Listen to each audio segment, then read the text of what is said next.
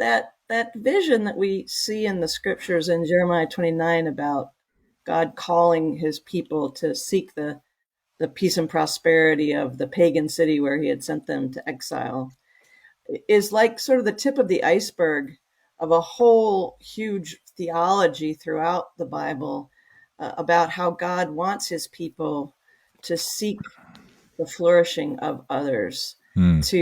to be salt and light in the world, to Mhm. be a blessing to the Gentiles, to be light, to be to let their good deeds, be seen, that their Father in heaven might be glorified. There's just this whole theme about how God's people are meant to enjoy Him Mhm. and then join Him in His work of bringing about renewal and restoration. And really that at the heart of that is this biblical idea of shalom, that God Mm. created a a world of shalom, Mhm. and shalom is this incredible uh, Hebraic concept of kind of total wholeness, Yeah. intimacy and relationship with God, our Maker, uh, health within our own sort of sense of self, Mhm. vibrant, healthy, mutually loving and serving relationships with others, and then a harmonious relationship with the created order Mm. itself. And God created a world in which all of those dimensions of shalom were present. And then all of those were lost to a certain extent Mm. because of our sin and the entrance of evil and corruption and death into the world.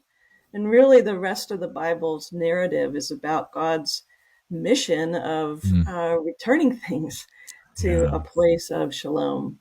And Jesus comes on the scene and is an agent of flourishing. He's this actor Mm. who says, I am here to bring more and more shalom, to bring my kingdom of shalom Mm. into greater and greater reality here in the here and now.